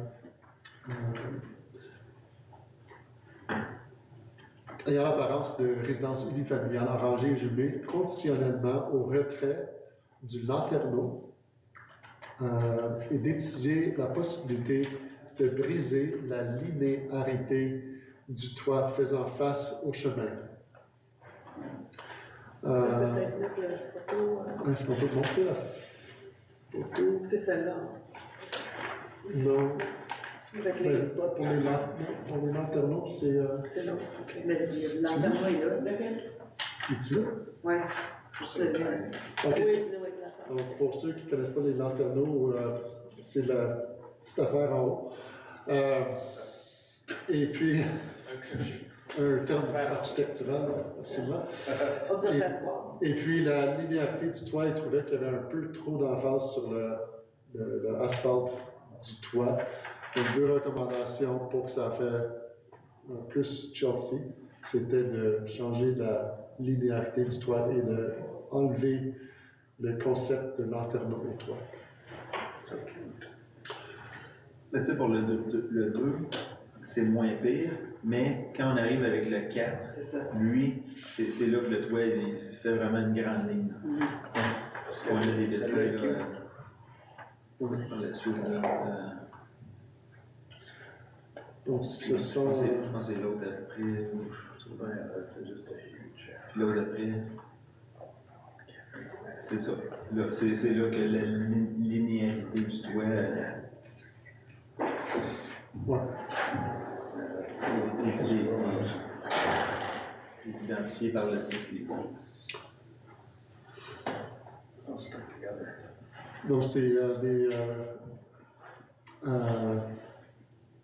ce qu'on demande, c'est d'approuver cette demande avec qui est conditionnelle au retrait des lanterneaux et d'étudier la possibilité de briser cette linéarité du toit. Question, commentaire?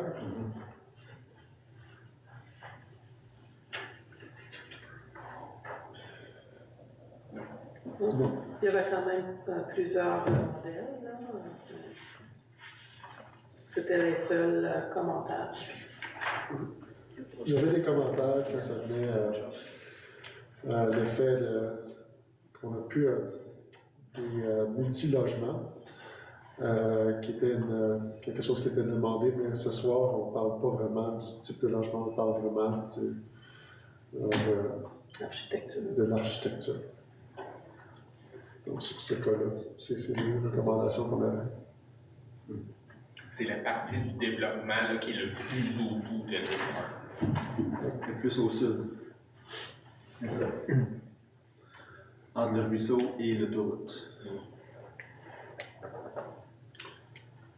Mais ça ne ressemble pas tellement à Chelsea, là, je dois l'avouer. Non, mais regarde là bas. Celui où c'est plus découpé. Non. Ben, il y a un petit peu plus de. Mais il y en a encore un peu plus bas. Mais c'est celle-ci. Encore. C'est comme la dernière, non? C'est ça. C'est là qu'il y a comme. Ça fait moins comme une ligne droite. C'est plus de. Plus de pignons. Oui, ça c'est. Je ne sais pas si ça s'appelle pas Chelsea, mais ça fait comme le reste du quartier. Ça marche avec le quartier. Avec le reste. En effet. Oui. C'est la recommandation du PIA. C'est la recommandation du CCD et du SUDD. Donc, en faveur. À l'unanimité. Je pense que je te passe la parole. 7.4. OK. Ouais, parfait. Donc, 7.4, présentation du dépôt de projet de règlement numéro 1248-23 et avis de motion. Règlement abrogeant le règlement numéro 640 relatif au plan d'aménagement d'ensemble. Le conseiller et la conseillère, Dominique Labrie, présente et dépose le projet de règlement et donne avis de motion que lors d'une séance du conseil, un règlement intitulé règlement numéro 1248-23, règlement abrogeant le numéro 640-05 relatif au plan d'aménagement d'ensemble sera présenté pour adoption. Ensuite, 7.4b, adoption du projet de règlement numéro 1248-23 pour règlement abrogeant les règlements 640-05 relatifs au plan d'aménagement d'ensemble. En conséquence, il est proposé par la conseillère, le conseiller Dominique Labrie et Sybelle Wilson. Il est résolu que le projet règlement 1248-23, règlement abrogeant règlement numéro 640-05 relatif au plan d'aménagement d'ensemble soit par la présente adopté. Questions, commentaires? En faveur? L'unanimité. Encore là, on parle ici de projet de règlement. Présentation du dépôt de projet de règlement numéro 1249-23 et avis de motion. Règlement modifiant certaines dispositions, règlement sur les permis certificats numéro 1219-22, dispositions relatives à la loi sur les ingénieurs et aux tarifs applicables aux demandes de modification réglementaire de permis et certificats de PIA et au dépôt de garantie. La conseillère, le conseiller Enrico Valente présente et dépose le projet de règlement et donne avis de motion que lors d'une séance du conseil, le règlement intitulé 1249-23, règlement modifiant certaines dispositions du règlement de permis certificat 1219-22, dispositions relatives à la loi sur les ingénieurs, les tarifs applicables aux demandes de modification réglementaire de permis certificat de PIA et aux demandes de garantie, sera présenté pour adoption. Ça ici, dans le fond, ce que c'est toute notre grille là, de tarification pour les différents permis. Les tarifs. Sur les ingénieurs, les tarifs applicables aux demandes de modification réglementaire, de permis, certificats, de permis. Non, il n'est pas dans. Oui, il n'est pas. Non, il y a ce règlement. Donc, 7.3 D. Adoption du projet de règlement numéro 1249-23, règlement modifiant certaines dispositions du règlement sur les permis et certificats numéro 1219-22. En conséquence, il est proposé par la conseillère, le conseiller Christopher Blais et Sybelle Wilson et résolu que le projet de règlement numéro 1249-23 soit par la présente adopté. Questions, commentaires? Ouais, pour ceux qui ne le voient pas, c'est des augmentations mineures de 5 $ ici et là. Alors, c'est juste. C'est 5-10 $ sur les permis, les permis différents. Préparation de titre. Préparation de titre, c'était 60, c'est rendu 65. Oui.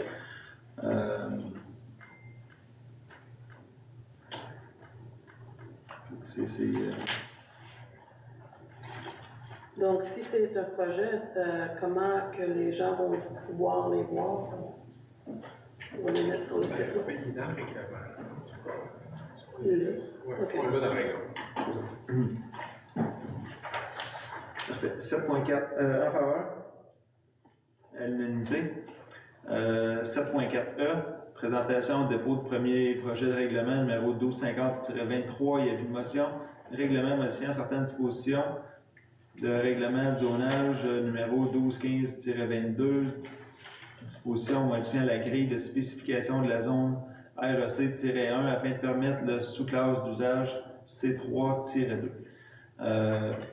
Le conseiller, la conseillère Christopher Blais présente et dépose le premier projet de règlement et donne avis de motion que lors d'une séance du conseil, le règlement intitulé règlement numéro 1250-23 modifiant certaines dispositions du règlement de zonage 1215-22 sera présenté pour adoption.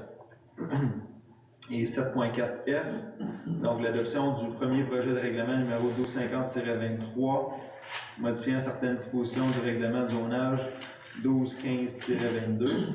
En conséquence, il est proposé par le conseiller Enrico Valente et Sybelle Wilson est résolu que le premier projet de règlement numéro 1250-23, règlement modifiant certaines dispositions du règlement de zonage numéro 1250-23 pour la grille de spécification de la zone REC-1 afin de permettre la sous-classe d'usage C3-2 soit et par la présente adopté.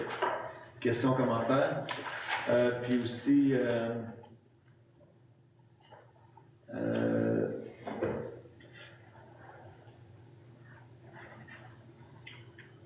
c'est ça, attendu que, c'est ça, c'est pour le règlement actuel catégorise l'usage de la salle de réception comme un usage commercial.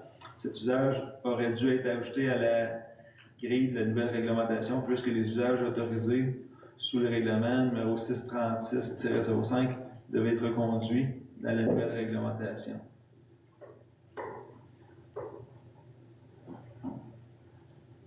C'est un usage récréatif.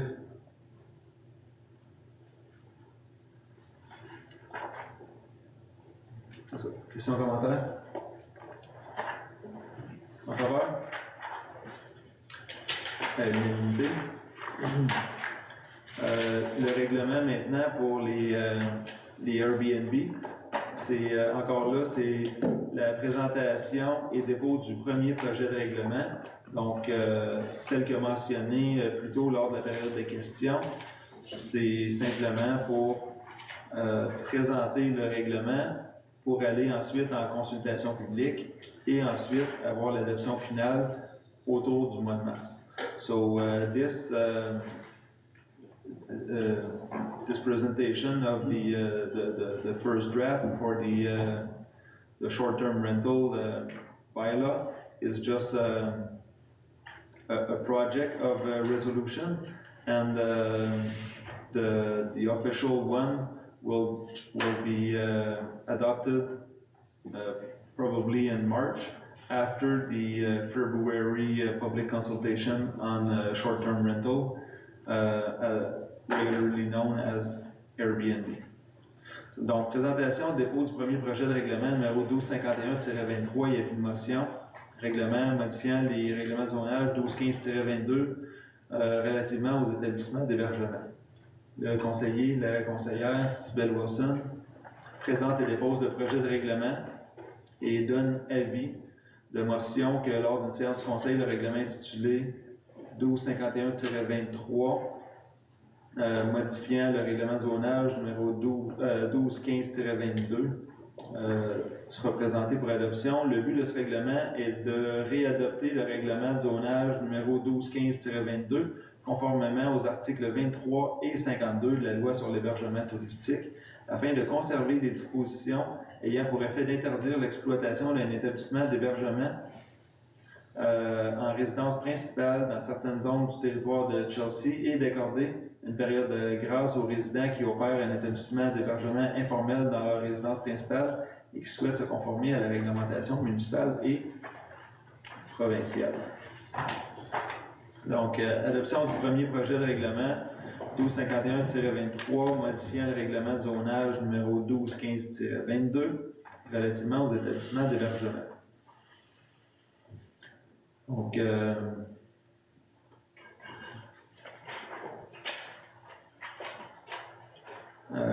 aussi, on aimerait ajouter ici, en plus de ce que j'ai mentionné tantôt, c'est que le nombre maximal de certificats d'autorisation d'usage délivrés par la municipalité pour autoriser un nouvel établissement d'hébergement en résidence principale sera de 5 par année par district, et districts électoraux de la municipalité, à partir du 1er janvier 2024. En conséquence, il est proposé par le conseiller et la conseillère, Christopher Blais, et appuyé par Dominique Labrie, est résolu que le premier projet de règlement numéro 1251-23, règlement modifiant le règlement de zonage numéro 1215-22 relativement aux établissements d'hébergement soit par la présente adopté. Questions, commentaires? Oui, conseiller Labrie. Juste deux notes. D'abord, les gens retiennent le 5 par district électoraux. Il faut retenir que dans le centre-village, c'est 2 par zone d'urbanisme. Donc, mettons 2 par Hendrick Farm, 2, mais il y en aura jamais plus que 2 par zone. Alors que à l'extérieur du village, ça va être 5 de plus. Dans le rural, ça va être 5 de plus par année tout le temps. Puis l'autre chose, c'est qu'on veut des consultations, mais c'est important que les citoyens s'intéressent au débat, les conseillers, on a commencé à en parler, parce qu'on a un deadline strict le 25 mars. Si on n'a pas adopté ce règlement-là, c'est la loi du Québec qui va s'appliquer. La loi du Québec fait tout pour favoriser que ce soit libéral, puis donc qu'on puisse, qu'il n'y ait aucune interdiction. C'est la volonté du gouvernement du Québec. Le onus est sur les municipalités de le réglementer, d'essayer de restreindre ça, ce qu'on fait. Il faut se dépêcher, il faut tenir nos consultations, il faut qu'on ait un débat, il faut que les citoyens participent, parce que il est nécessaire là, d'aller de l'avant, puis de mettre certaines balises, là, au moins, pour préserver on pourra jouer avec les seuils, les chiffres, mais il est nécessaire d'adopter ce règlement-là. En attendant, si les gens avaient des questions, hier j'ai rencontré les gens de ma district, puis il y avait plusieurs questions, comme par exemple comment on allait sélectionner les 5. Il y avait plein de questions. Est-ce qu'on a un courriel à qui ce serait-tu l'urbanisme? Je serais d'abord info. On va créer un courriel particulier pour ça. OK. Mais attendons peut-être d'abord info, puis après on communiquera de la manière de faire. OK. Le processus va être établi plus tard, lorsqu'on va effectivement finaliser. On entend voir comment on va créer l'adresse courriel et autres. Mais la tendance, c'est juste ça pourrait être info. Ça pourrait être info qui va transférer après. OK. Merci. Yeah, there's a lot of issues with this one, and I was listening carefully to Madame Kuiper's. This is really just a formality to start the ball rolling, and there'll be public consultations, as Dominique Levy said. It'll be very important for the residents to participate actively, and we can narrow it down to something where we find that balance, that sweet spot, because we need tourists coming in, of course. The business people will be all for that. The residents will be, no, we don't want it in our backyard, but somewhere in between lies the truth, so we'll hopefully find that with the public consultation. Parfait. Donc, d'autres commentaires, questions? En faveur? Parfait. L'unanimité. 7.4i. Présentation au dépôt de projet de règlement numéro 1244-23, avis de motion, règlement sur les numérotations civiques des immeubles. Le conseiller, la conseillère, Sybelle Wilson, présente et dépose le projet de règlement et donne avis de motion que lors d'une séance du conseil, le règlement intitulé règlement numéro 1244-23 portant sur les numérotations civiques des immeubles sera présenté pour adoption. Le but du règlement, c'est d'abroger et remplacer le numéro 648-05. Ce nouveau règlement s'adapte à la réalité des nouvelles constructions de Chelsea, alors que le règlement en vigueur est plus applicable aux constructions isolées sur des grands lots en milieu rural. Donc, au niveau de l'affichage des numéros civiques, c'est que dans le rural, on a tous la petite affiche verte. We all have this green, small green sign on at the edge of our property, but in the centre village, it doesn't quite apply. It could become a hazard. So, c'est juste de modifier ce règlement-là, dans le fond, pour s'adapter à la nouvelle réalité. Et faire un entre-deux, conserver des affichettes dans le rural, mais de s'assurer que les maisons sont clairement identifiées au niveau du centre-village. Adoption du projet de règlement 1244-23 sur la numérotation civique des immeubles. En conséquence, il est proposé par Dominique Labrie et Christopher Blais. Il est résolu que le projet de règlement 1244-23 sur la numérotation civique des immeubles soit par la présente adopté. Questions, commentaires? En faveur? L'unanimité. Je crois que c'est le dernier. Ouais. Présentation, dépôt, projet de règlement 1252-23 et avis de motion. Règlement modifiant certaines dispositions du règlement numéro 680-06 établissement de la tarification applicable au système septique avec traitement tertiaire comportant un rejet dans l'environnement. Le conseiller, la conseillère, Dominique Lebris, présente dépose le projet de règlement numéro 1252-23 modifiant certaines dispositions du règlement 680-06 établissement la tarification applicable au système septique avec traitement comportant un rejet dans l'environnement. Le but du règlement, c'est de modifier certaines dispositions de l'article 6 au niveau de la tarification afin de s'ajuster à la hausse des prix des fournisseurs. Et maintenant, 7.4L pour l'adoption du projet de règlement 1252-23 modifiant certaines dispositions du règlement 680-06 et établissant la tarification applicable au système septique avec traitement tertiaire comportant un rejet dans l'environnement. En conséquence, il est proposé par le conseiller et la conseillère Dominique Lebris et Sybelle Wilson est résolu que le projet de règlement 1252-23 modifiant certaines dispositions du règlement 680-06 établissant la tarification applicable au système septique avec traitement tertiaire comportant un rejet dans l'environnement soit par la présente adopté. Quand on regarde ici, ben, le numéro, là, 1252-23, 23 veut dire l'année actuelle et 680-06 veut dire la dernière fois que le règlement a été modifié, donc en 2006. Donc, c'est nécessaire de revoir notre tarification qui date maintenant un bon petit bout là, de presque 20 ans. Donc, je voulais juste apporter ça à une petite précision. Question, commentaire? En faveur? En faveur? Oui, OK. À l'unanimité. Demande à la MRC des collines de l'Outaouais de modifier le schéma d'aménagement afin de permettre le remplacement d'usages bénéficiant de droits acquis et de créer une nouvelle forme d'aire d'affectation au schéma d'aménagement. Attendu que le règlement 273-19 édictant le schéma d'aménagement et des développements révisés de troisième génération de la MRC est entré en vigueur le 6 février 2020. Attendu que les lots 3 29 989, 3 29 997, 3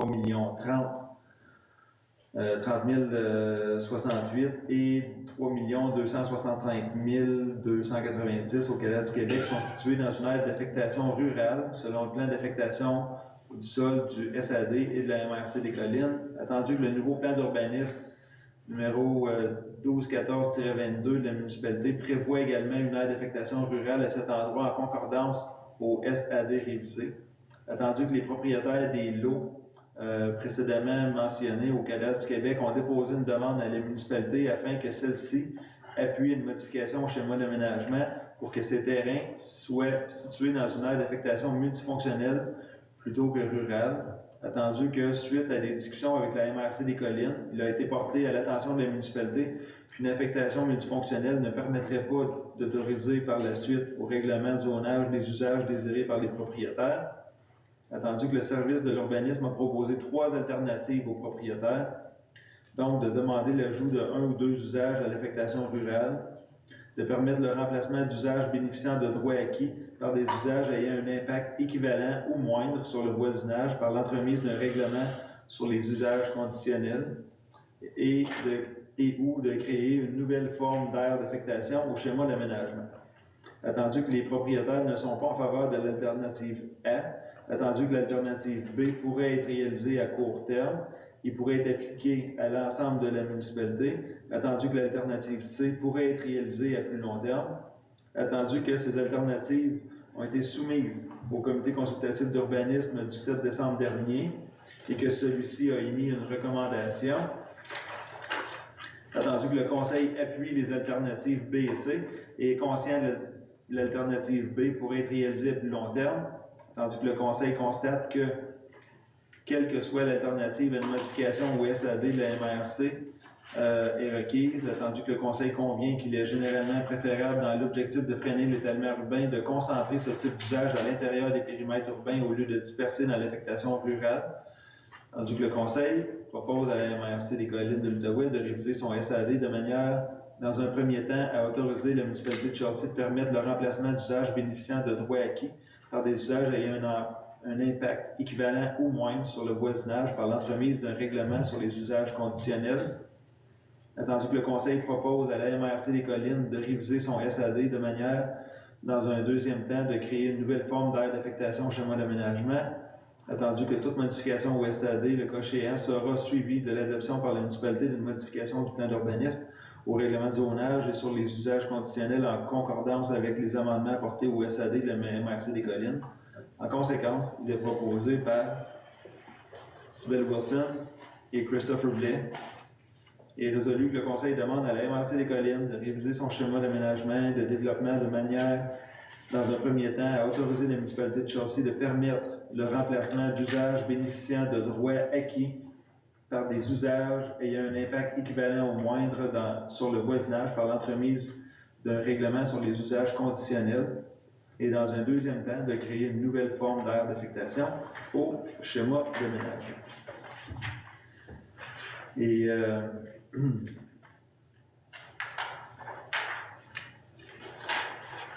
question, commentaire. Cette zone-là, dans le fond, c'est la zone où il y a le restaurant des Fougères jusqu'à Cheminée Chelsea qui est au coin de Scott. Puis essentiellement, c'est les règlements de Québec puis la MRC qui compliquent la vie puis qui menacent l'existence de certaines de ces entreprises-là. Dans le fond, si le règlement n'a pas changé, nous, on essaie de les accommoder, mais il faut faire une demande à la MRC pour essayer de trouver un accommodement. Parce que les règlements de Québec et la MRC, c'est d'essayer de mettre toutes les entreprises dans le même coin, sur l'eau puis sur les égouts, dans le centre villageois, sans tenir compte de notre réalité, qui est un hameau qui existe depuis longtemps, avec un restaurant extraordinaire, le flagship de la région. C'est complètement aberrant.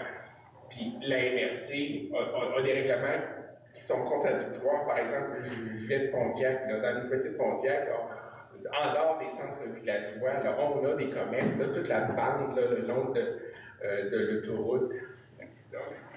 Pourquoi eux peuvent le faire, nous on ne pourrait pas le faire? C'est un peu frustrant. On essaie de trouver des façons de solutionner ça, travailler avec nos entreprises pour leur donner un peu de flexibilité pour qu'ils puissent passer leur entreprise ou sur.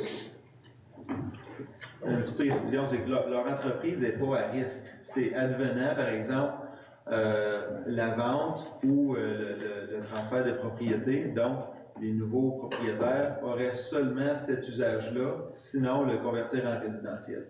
Donc, c'est ça. Puis, exemple, tu as un bâtiment, comme on va prendre des Fougères, avec la petite boutique et aussi la galerie d'art. Bien, si on devait convertir la petite boutique, bien, on ne pourrait rien d'autre avoir qu'une petite boutique comme ça. Si la galerie d'art devait quitter, on pourrait remplacer uniquement par une galerie d'art. C'est là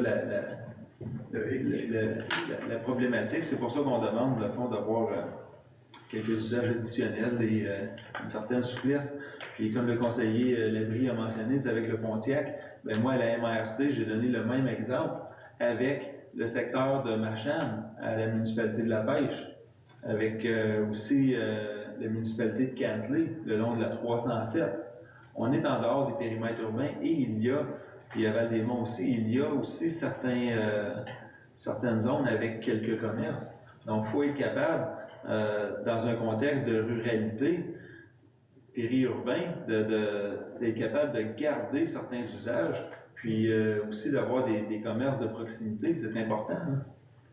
Au lieu de tout centrer exactement dans le périmètre urbain. Parce que moi, je trouve qu'il y a vraiment un gros manque d'équité, parce que dans le fond, vous avez vraiment donné deux exemples là, déjà là, où on voit que c'est possible. Et these are folks and these are businesses that have been pillars of our community, and I'm going to be really happy to support them in their efforts.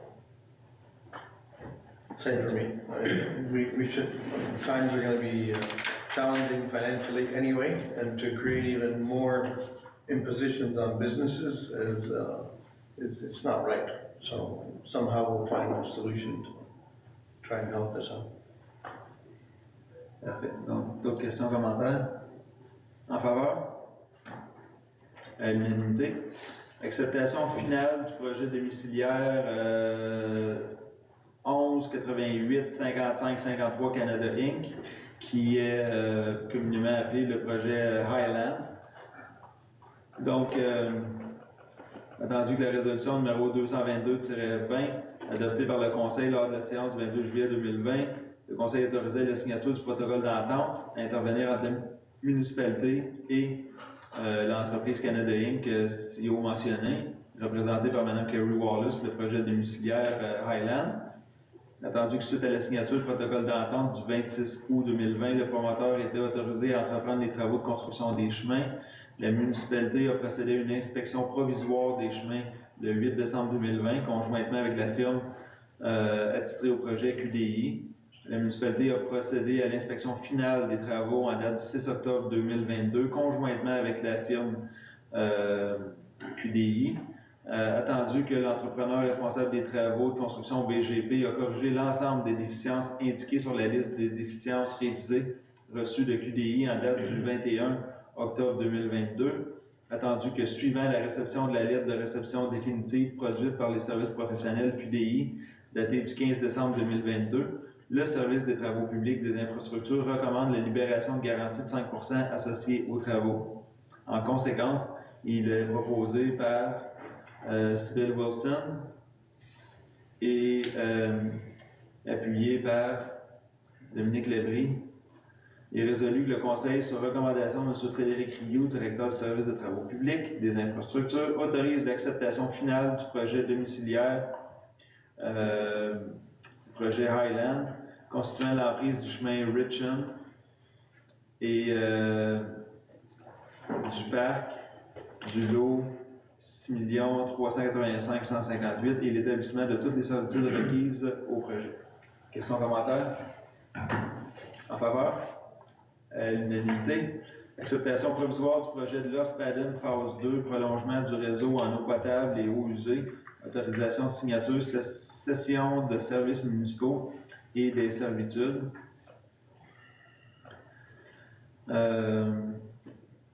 Tandis que suite à la signature du protocole d'entente du 27 juillet 2021, le promoteur était autorisé à entreprendre les travaux de construction des services. La municipalité a procédé aux inspections le 24 novembre 2022, conjointement avec la firme QDI. Le 30 novembre, la municipalité recevait une lettre d'attestation de conformité des travaux selon les exigences du règlement 949-15. L'entrepreneur responsable des travaux devra corriger les déficiences indiquées à même la lettre de réception provisoire des travaux datée du 30 novembre et que ces corrections devront être apportées au printemps 2023. Attendu que le service des travaux publics des infrastructures recommande de procéder à la cession des services et des servitudes requises au bon entretien de ceux-ci, tel qu'indiqué au plan civil annexé au protocole d'entente selon l'annexe C et selon les exigences du numéro 949-15. En conséquence, il est proposé par la conseillère Dominique Lévry, appuyé par Rita Jane, est résolu que le Conseil, sur recommandation du directeur de travaux publics et infrastructures, autorise l'acceptation provisoire du projet Loch Padden Phase 2, constituant l'emprise du prolongement des services municipaux de l'établissement de toutes servitudes requises au projet. Questions, commentaires? En faveur? À l'unanimité. Demande d'aide financière à 9A pour le projet 541608 déposé dans le cadre du programme Aide aux immobilisations du ministère de la Culture et des Communications. Attendu que la Bibliothèque de Chelsea souhaite réaliser un projet de réorganisation physique de l'espace pour l'ajout de rayonnage estimé à 6 755,95 $. Tandis que le ministère de la Culture et des Communications dispose d'un programme d'aide financière que la bibliothécaire en chef est la personne ressource à la municipalité pour soumettre cette demande. En conséquence, il est proposé par Sybil Wilson et appuyé par Enrico Valente. Il est résolu de déposer une demande d'aide financière de 6 755,95 $ dans le cadre du programme Aide aux immobilisations du ministère de la Culture et des Communications pour la réorganisation physique de l'espace de l'ajout de rayonnage de la bibliothèque de Chelsea, de mandater maire directrice générale par intérim ou leur remplaçant à signer tout document officiel incluant la convention d'aide financière à intervenir, d'assumer une part estimée un minimum de 50% qui est 3 377,97 dans la réalisation du projet, d'assumer toute hausse du budget de fonctionnement de l'infrastructure culturelle générée par le projet. Questions, commentaires? En faveur? À l'unanimité. Et la levée de la session à 20h58. Il est proposé par Rita Jane et appuyé par Dominique Labrie, qui est résolu que cette session ordinaire soit levée. Merci beaucoup.